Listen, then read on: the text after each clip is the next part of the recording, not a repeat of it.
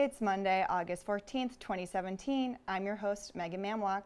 We have a great show in store for you today. First up, it's almost time to head back to the classroom. We'll chat with Director of Student Services, Gina Hurley, about what to do if you still need to register your child. Then we'll have our in-depth coverage of the recent Kids Day sponsored by the Barnstable Police Department.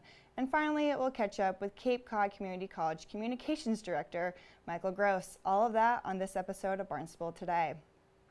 But first, let's get a look at today's top headlines. The Planning Board will review a proposal to limit land clearing within the ground-mounted solar photovoltaic overlay district. The Planning Board meets tonight at 7 in the Town Hall hearing room. That meeting will air on Channel 18. The Sandy Neck Board will continue to discuss long-term coastal resiliency options at its meeting tonight. Also on the agenda is a review of the letter sent by Town Council President Eric Stein-Hilber. The Sandy Neck Board will meet tonight at 7:30 in the Selectmen Conference Room. Barnstable Lifeguards took the #1 spot in their division during last week's Cape Cod Lifesaving Competition. The event draws lifeguards from all over the Cape Cod, and even a team from Maine participated this year. Town of Barnstable Lifeguards have participated in this event for more than 30 years. This year's event was held in Wellfleet at Newcomb Hollow Beach. Up next, we'll chat with Director of Student Services, Gina Hurley. Gina, I can't believe it, but we're going to be talking about back to school already. Yes. It's almost the end of the summer. Can you believe that? Yes, well, no, I can't believe it, but all I know is that 5,300 students will be joining us in a couple of weeks, so we need to be ready. Well, let's talk about how we should be ready as parents. So let's say we have a kindergartner entering kindergarten, or maybe we just recently moved to Barnstable and we need to get our kids registered for school. How do we go about that process? Where do we even begin? Well, we've made it, I think, quite easy in the sense of getting those initial questions answered. If you go to the district's website, www.barnstable.k12.ma.us, right on our homepage is information about registration. And we have an online process right now, which makes it quite easy for parents to get all of the information that we need for the preliminary stage of registration. They can do that from their home. Information about demographics, where do you live, the age of your child, the date of birth, who the contact person might be, whether you need transportation, a bus pass, whether you need a parking pass if your child is driving to the high school. So all of that information can be entered online. And when you come to the end of that process, you schedule an appointment with the school where your child would be attending. Then you just show up for that appointment with some of your documentation. So what we do need is we need to have photo identification of the parent. We need to have proof of date of birth. We also need to have proof of residency. And all this information is online. Parents can click to see what's acceptable information. So what would be a proof of address? So a mortgage statement, a utility bill. Maybe a lease? A lease, yep. So those are typical of what parents typically show, a deed, anything along those lines. And so we would take those. As far as photo ID for the parent, a driver's license or a state government issued ID, a valid passport. I've had parents ask or staff members ask, does it have to be a United States issued passport? No, we're just looking for a government issued ID. So those are the typical proofs that come in.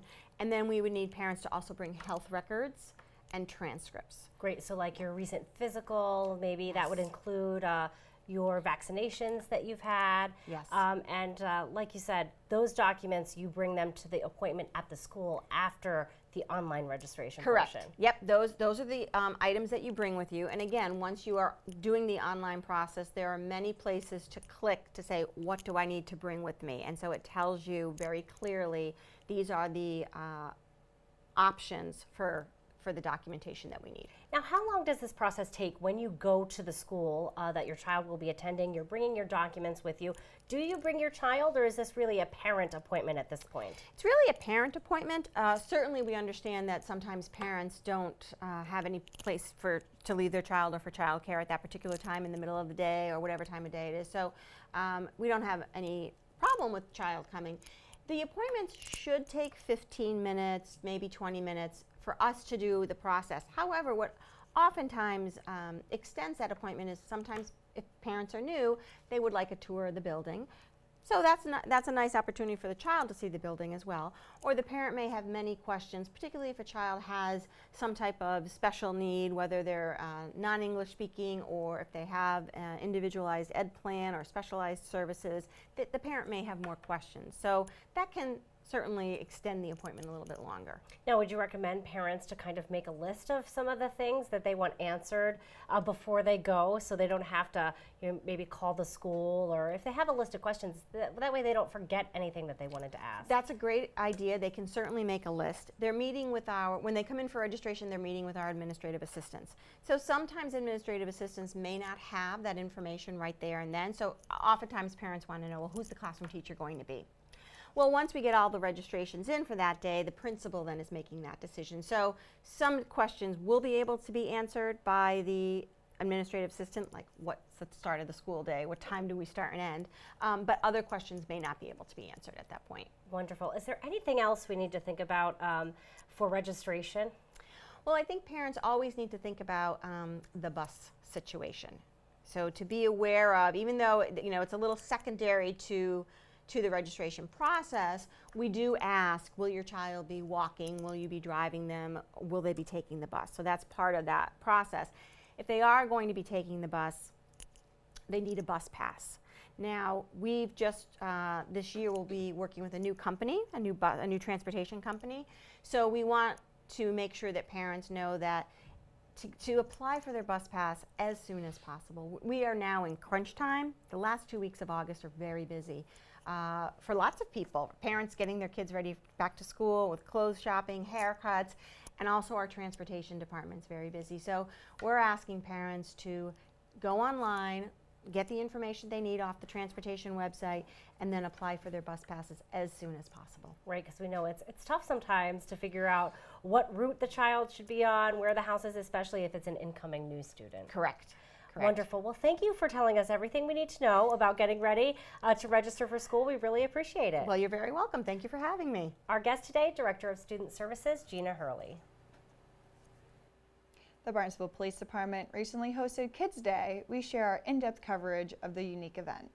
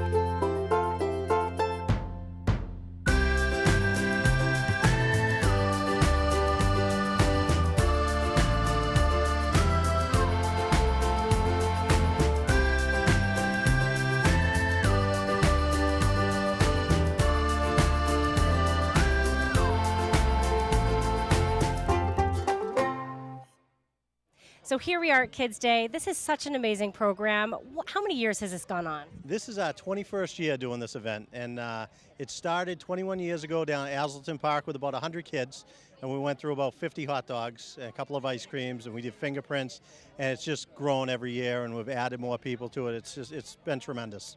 It is. It's like a carnival, really, for kids who come. There's so many different things to do. It is, and one of the big things that different from the carnival, I have 3 kids, I know. I go to the carnival, it's costing me half my paycheck.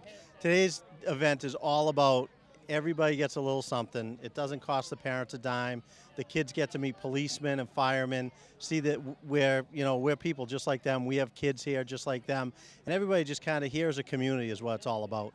Do you think that when it brings parents in and kids together that it gives them an opportunity to maybe see the police force in a different way, maybe not be as fearful of the police force, and maybe know that there's a place they can turn for help? Oh, absolutely, and that's one of the big things that I've been lucky enough to be on the job for 20 years now, and one of my big things that I've always kind of taken issue with is when parents do there's the policeman, he's going to take you away, and try to make us the boogeyman. We try to get away from doing that because that's not who we are. It's very confusing for a kid to hear the policeman's going to take you away if you misbehave, but then also be told if you're lost, go to the policeman. So rather than confusing them, we really try to tell parents, hey, we're always the good guy. They can always come to us for help. We're not gonna take them away. You know, we want parents to do their job as parents, just as we do as parents, and let the police be the policemen, that we're here to help people. And that's really a big part of this event, is to instill that at a very young age, that safe feeling around police officers as well as fire departments. We're here we have big trucks, we have a lot of equipment. It can be overwhelming to a lot of little kids, and this is a great event for them to get to see it in a good manner, as opposed to if something bad is happening in their life and we show up, they may already be a little used to it. So, You know, I love seeing kids. There's so many games. There's a police dog demonstration. There is a blow up activities. There's a dunk tank. Do the police officers that you work with love participating in this event every year? they look forward to it every year. I have to say, I work with a great group of ladies and gentlemen in my department, and I don't even have to send an email out. People just call me, they send me emails, say, hey, I want to do the dunk tank, I want to hand out beach towels, I want to do the canine. They reach out because they derive so much enjoyment from this event, because it's that little reminder of this is why I do my job. For these people in my community and for myself and for my family. This is why I became a civil servant and why I became a police officer. You know, you're talking about how everything's free. There are free beach towels, there's free ice cream, free water, free hot dogs. How do you pay for all of this? Well, that is, the union's chipping a lot. Our police union is the biggest donor every year. The police department donates money every year. We have the Kiwanis, we have the Fagawi Foundation, and then there's unlimited. The number of businesses that donate. The ice cream is Katie's. John's Dogs has done 1,400 hot dogs every year for the last, he's been involved since day one. So he went from donating 100 hot dogs to last year we did 1,400. Gold Medal Bakery. The list goes on and on of the local businesses that just love being a part of this. And it's very easy for me to call them and say, hey, this is the date for Kids Day. They say, what do you need? It's fantastic. Truly a community coming together to make it happen. Love seeing that. Thank you so much for telling us all about Kids Day. I appreciate it. Thank you. A favorite activity for many attending Kids Day is the police dog demonstration. Every year, the Barnstable Police Department Canine Unit shows off how dogs are used to take down a suspect, sniff out drugs, and other important tasks. What you'll see Officer Fulham do here is put on a special collar. That special collar, Bonnie knows it's time to go to work. She gets a little bit of food to remind her, we gotta find drugs or we don't eat.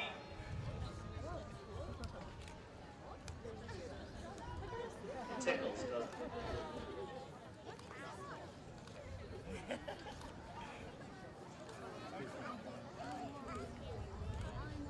Oh no. Look what that means. Now see, interestingly enough, you'll see Vonnie puts her nose on the very spot where the narcotics are, right on the pocket. Our training has evolved over the years. It used to just be the dog would come up, sniff the person, sit down wherever. Well, we were able to target or pinpoint the dog to go directly to the source, which helps our job out immensely. We use this a lot for crowd control.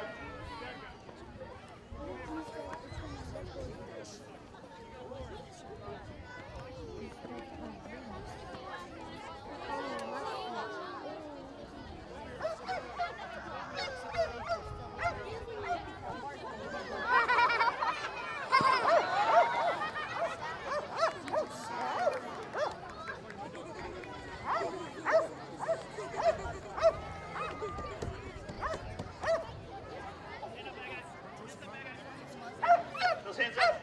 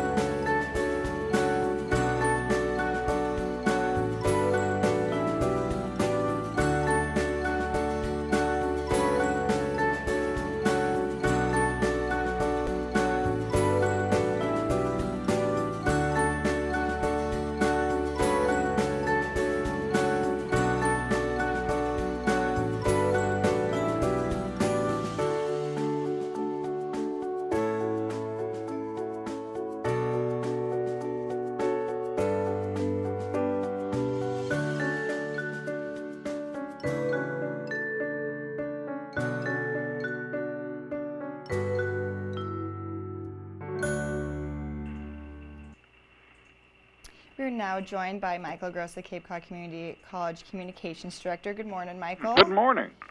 So let's talk about what's going on campus this morning. Well, I'll tell you, what's going on is an awful lot of construction equipment and paving machines. This is a warning to everyone coming on a campus today, and we certainly hope you do. We're very close to the start of the fall semester, and we need to get those courses signed up. But at this point, you're going to be finding lots of, it's a bit of an obstacle course. Getting in past the orange cones and the new pavings that's going on now. It's really wonderful. The state's investing some serious money in the campus, which is a good thing, and our full access road that goes all the way around the campus, we call it the Ring Road, is being paved right now, finally. It was all chewed up a week ago as they prepared for this effort. Also, for those coming in, there are new handicapped access parking spaces going on at the very front of our campus by our flagpoles. Many people who come to our Tilden Arts Center will find those very helpful, and those who are coming into our admissions office as well once that work gets done in the next few days. There are also new access ramps up into the campus by the flagpoles and new paving around in various lots. So we ask people certainly do come, but it's going to be a little bit of an obstacle course for the next few days. The final work's expected to be done Friday or Monday when they'll put back in the little speed bumps, the little humps really, they're around campus to slow people down a bit. It's awfully easy to get going a bit too fast around the Ring Road. But very exciting time. It's something that's needed to be done for a long time here. That's awesome that the campus is getting improved and bettered for the students and the faculty. What else is happening in, on campus, like in your classrooms and stuff? Lots of things going on. This is an important week, too, because we begin a brand new theater production on campus, and it's a cool show written by, of all people, Steve Martin. The funniest man in so many ways from the early days of Saturday Night Live, now puts his own pen to paper and creates a comedy called Picasso at the Lapin Agile, at the funny bunny, if you will. It's really funny. It's a great show, The Nimble Rabbit, it's so called. Looks like a little story about Picasso and all of his cronies that he meets at a local watering hole, and Einstein and Picasso, the two together, have a great deal of fun, and there's a great deal of dialogue that's just hilarious. It opens on Thursday, and it's in the Studio Theater, a wonderful air-conditioned little space in the bottom of the Tilden Arts Center, a very intimate space, a great place to watch theater. And we welcome the public here. It starts on Thursday and goes right straight through the weekend, and then comes back around again. So 17, 18, 19, and then 24, 5, and 6. 4 o'clock performances on the 20th. So it's a case where we'd like to see you in the evening and then come in the afternoon on the 20th. So a fun show. As we get ready and look at what's going on, we were just talking about new things. Well, certainly the newest thing for this campus is renovations that are being done in our nursing center. The lower half of what was the north building is now completely being renovated into a phenomenal new facility. And completed up in Plymouth, of course, is our aviation maintenance program. And there are a lot of students and a lot of interest in it. And this coming Tuesday, tomorrow, 4 o'clock, we have an information session about that program. And we suggest that people go up to Plymouth, go up to the municipal airport at Gate 6, and go in, and there's a big awning out in front of our entrance door. And tomorrow at 4 o'clock, we're welcoming people to learn about this program, where in about 14 months, you literally, with FAA certification, walk out to a $40,000 to $60,000 a year job. And the maintenance supervisor for Delta was just speaking to us a few weeks ago, and he said he has people easily earning $100,000+ a year after 4 or 5 years of work because there is such a demand for this kind of skill. So we ask people, if you're interested, 4 o'clock tomorrow in Plymouth at our aviation hangar, Gate 6 at the municipal airport, come learn about what's going on in aviation maintenance technology. And finally, I was speaking about the fact that we're about to start classes. We are going to start classes, and it's on the 5th. We're starting our fall semester, and one of the problems we have is that students are going to find themselves kind of shut out if they're not here signing up now. We can't carry all of the classes that we would like to. When a class has only 4 or 5 students or so signed up in it, it's very, very difficult for us to continue to offer that course. Financially, it just is not possible. I think there's a misperception that the state just supports all of the salaries and supports the campus and just allows us to do, most anything based on that state support. And only about 46 to 48% of the college's budget is actually paid for by the state. So again, we have to be careful with how the funds are spent to be good stewards of that funding, and that means there are courses that are going to be canceled, and we don't want to see that for people. You're sitting there going, I've got to sign up this week. I need that composition course, and then you find out that section you needed is gone. Well, it's gone because you didn't sign up in time. So please, this is kind of one of those pleas for make things work for you. If you can get up here, get signed up in the next day or so that courses aren't canceled and you're not disenfranchised. The one thing we do have coming up, knowing that because the season here in our tourist season extends into September, many times past Labor Day, it's difficult for people to come to class. We have now a Q term, a quick term, that begins the last day in October. And we have short terms that are in the middle of the semester. We call them Q terms or quick terms. And they're only about 7 weeks long, but you can get a full class in that time. And we have them beginning this September 5th, and we also have them starting again on October the 31st. So again, if you're going to start in the fall, you can sign up now for that quick term in October, work until that time, and then come to class. It's a very busy time. We're very, very close to starting the fall semester. And if you do come, though, look out for all those pavers today. Well, thank you so much, Michael, for giving us all that information, updating us with all the improvements.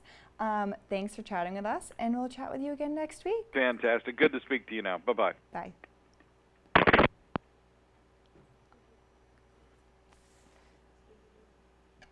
Now let's find out what's happening around town in today's community calendar. You can hear some great blues music this Tuesday at Asselton Park. The free concert kicks off at 6, so grab a beach chair or a blanket and bring the family and enjoy a live show. The Barnstable Historical Society will continue its crime series this week. This Wednesday, you can learn about the not-so-compassionate care of Nurse Jane Topham. This week's lecture will be presented by retired Judge Greg Williams. The event begins this Wednesday, August 16th at 5 at the old jail next to the Coast Guard Heritage Museum, This event is free, but donations will be accepted. Here's a look at this week's board, committee, and commission meeting schedule.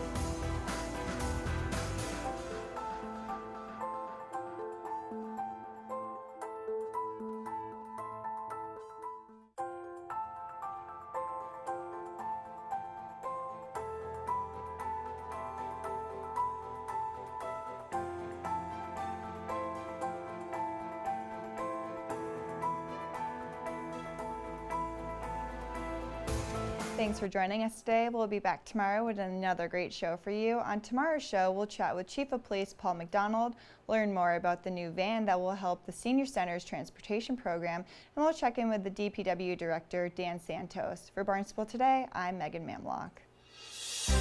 Bye.